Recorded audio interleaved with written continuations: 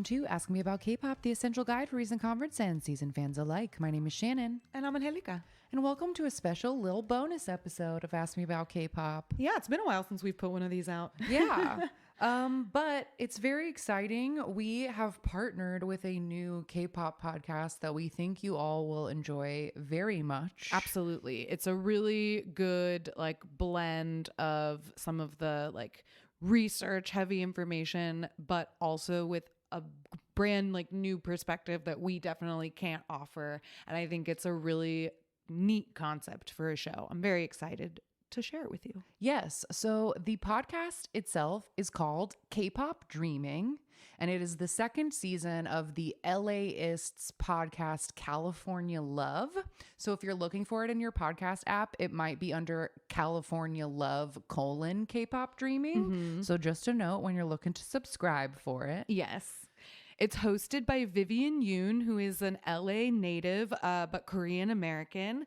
It premiered on February 23rd, and it's a limited series that will have 8 total episodes. So if you're listening to this the day that it comes out, the 4th episode will be out today. So you're halfway, you can binge the first half and then be ready for the next one. So we were invited to go to a little event at Choice Music, one of our favorite local K-pop stores. They were hosting the creators of this show and doing a little giveaway. So we went down to Choice to check it out, and I brought my recorder, and we were fortunate enough to talk to the producers of the show, Fiona Ang and James Chow. So let's go to our live mall footage of this little chat we have with the producers. So tell us about the premise of your show. He told us a little bit, elevator pitch maybe, but we'd love to hear it from you guys. Yeah, take it away. Great. So Kpop Dreaming is a limited series podcast about K-pop, but really from the perspective of Los Angeles, and specifically the Korean diaspora in K-Town. And it's hosted by our wonderful host and writer, Vivian Yoon.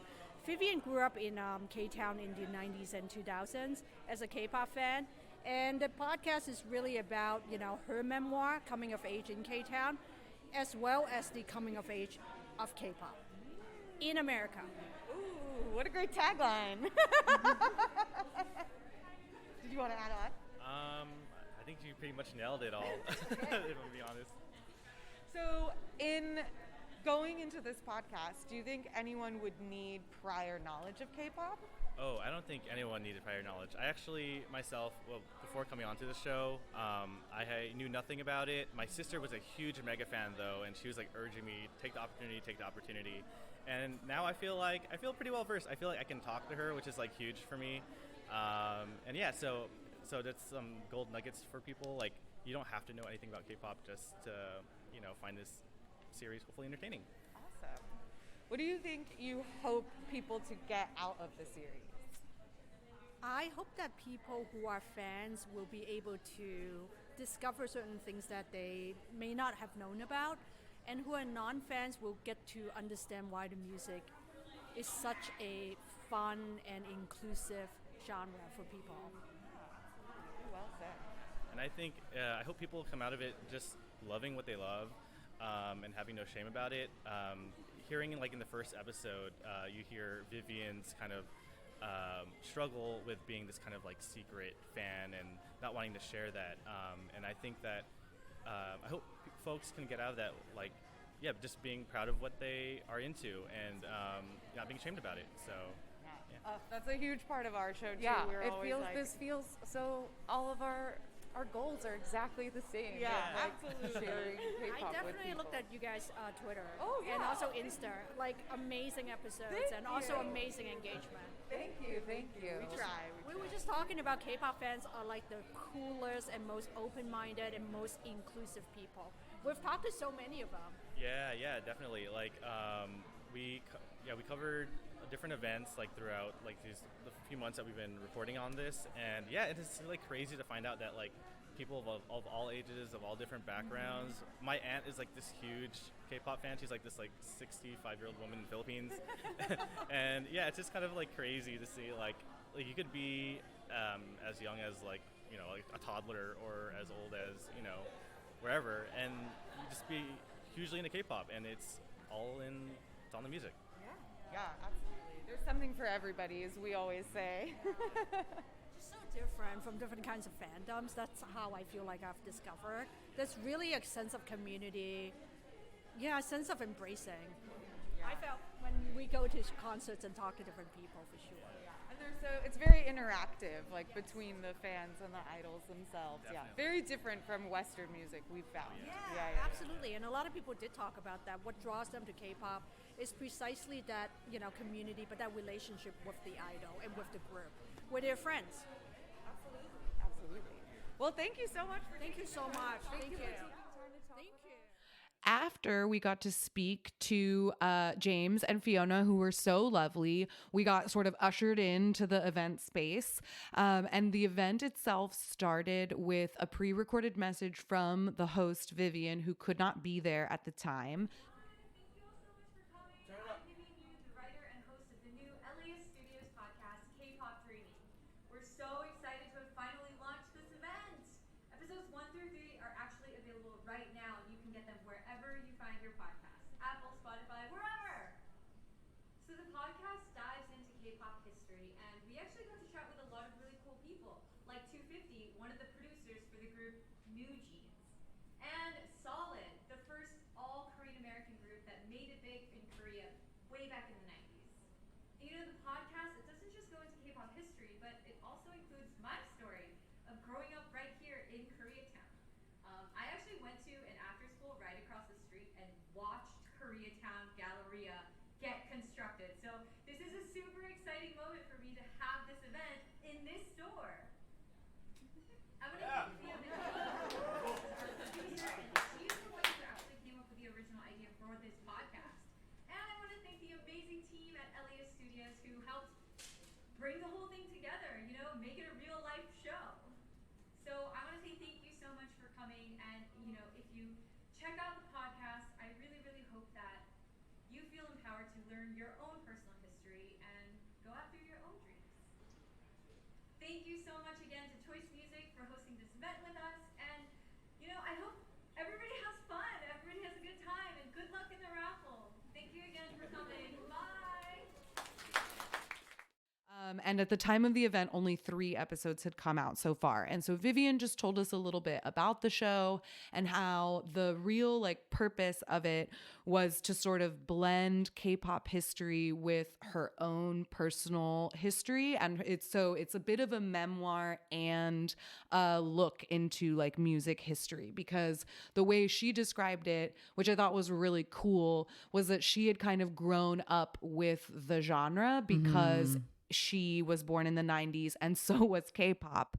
And she grew up in Koreatown, so she got to kind of see the explosion of K-pop through the eyes of Koreatown, which was a huge factor in the Hallyu wave because there's such a huge Korean population here.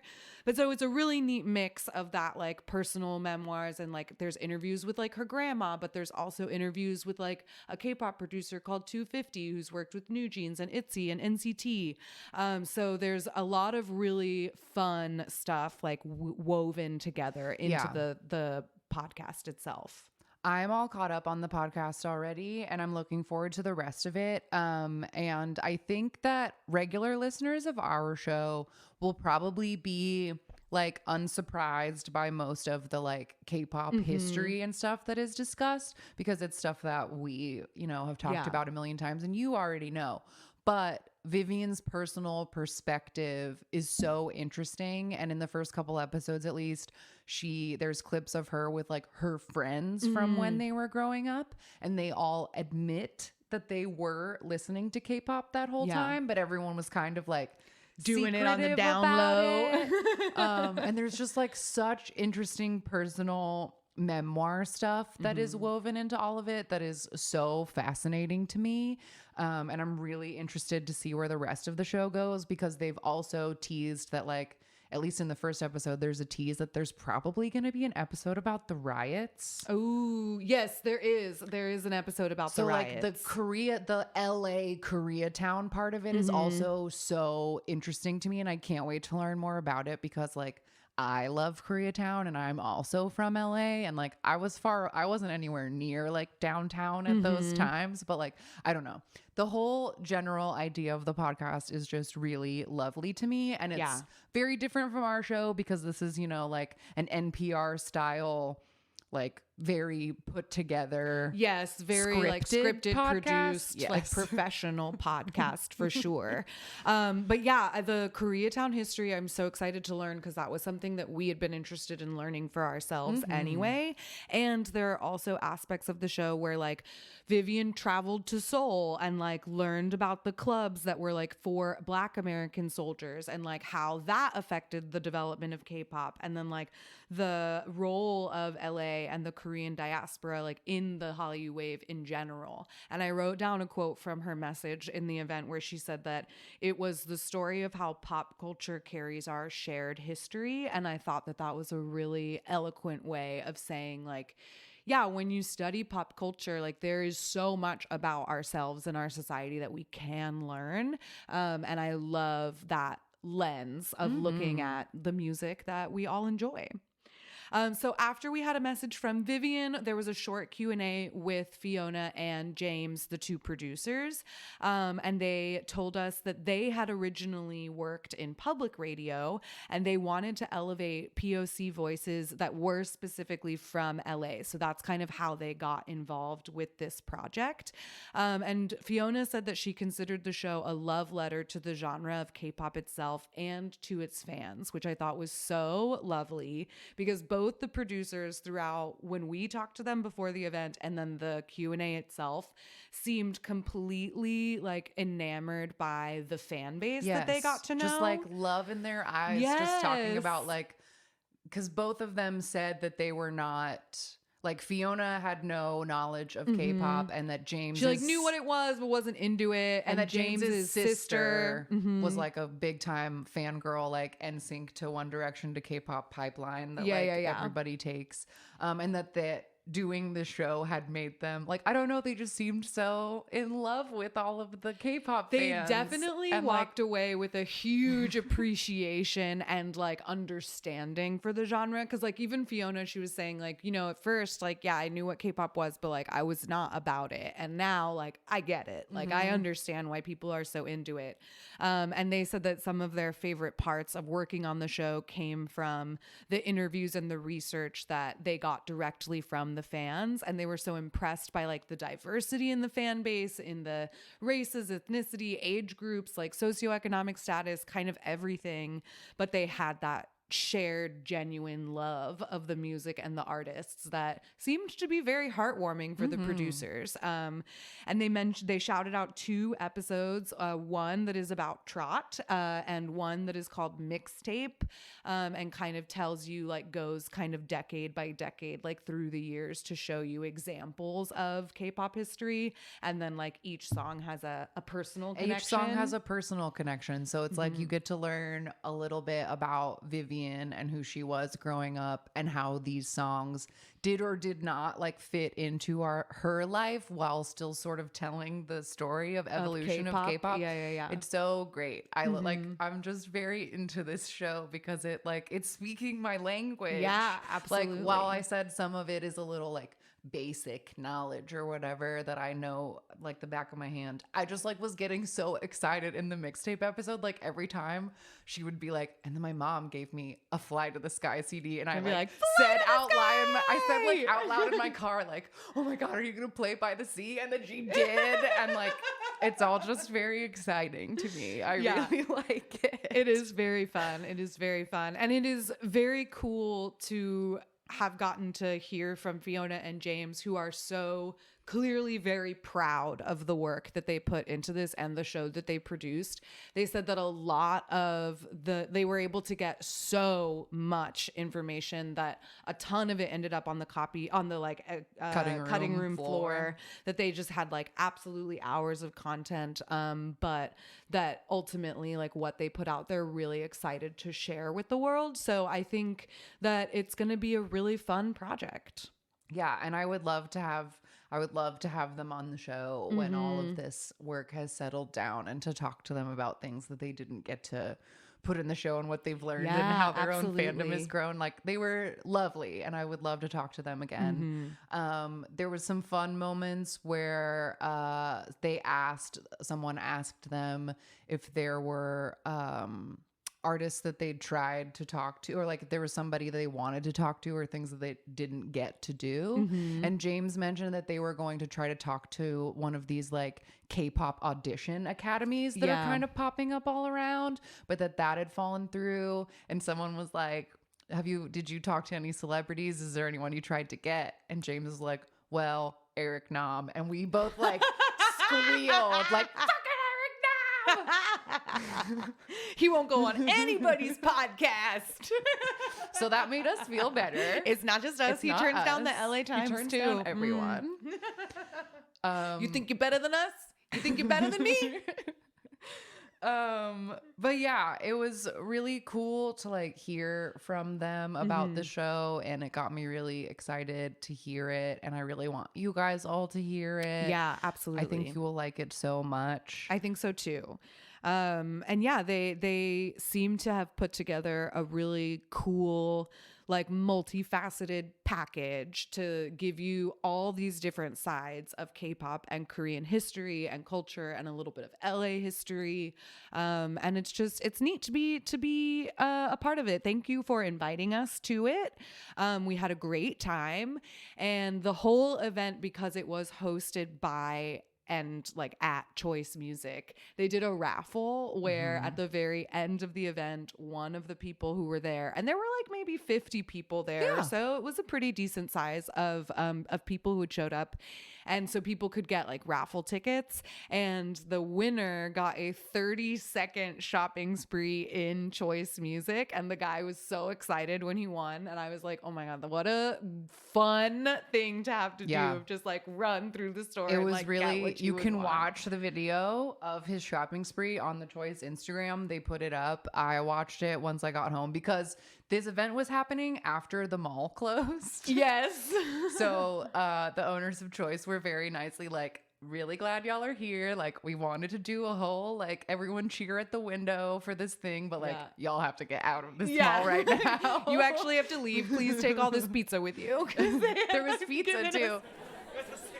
Everybody got to be in their cars, like watching the live. Like, should have been me. I would have got that. But the video of this guy who got the 30-second shopping spree, they gave him like a rolly cart. Nice.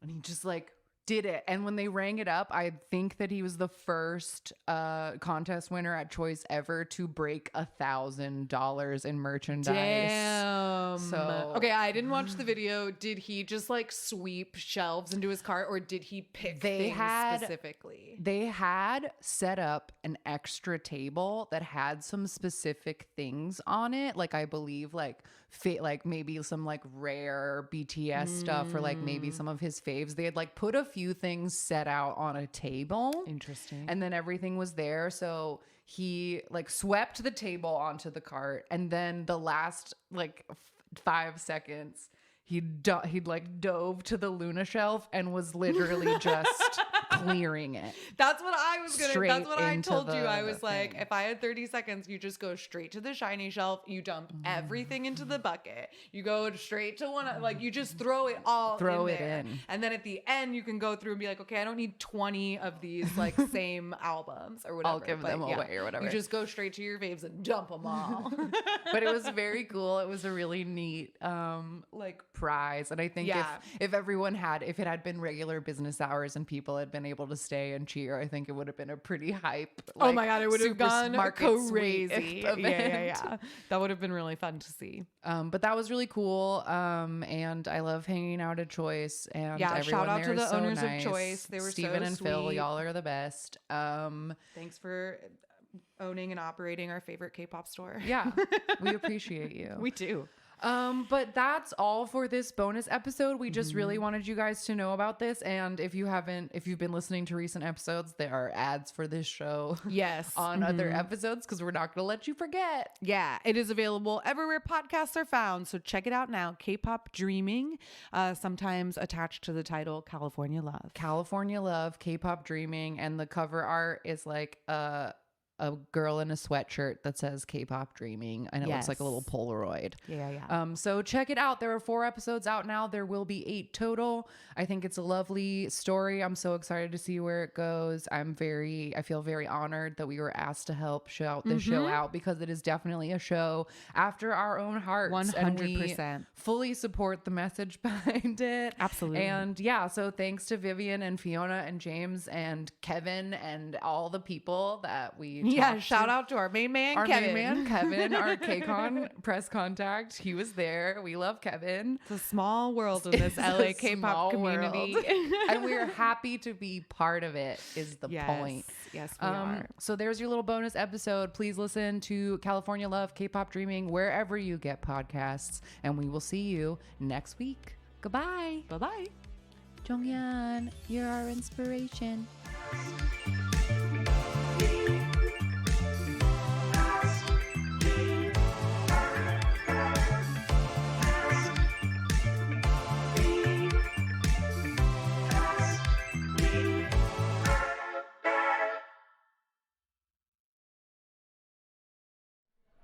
All right, here we are at the beautiful Koreatown Galleria. Wait, which mall is this? I never remember which mall this is. Isn't it just Koreatown Galleria? That's what I thought. I think so. Okay. Well, we're at the mall. Google Map where we are right now. I want to credit the mall properly.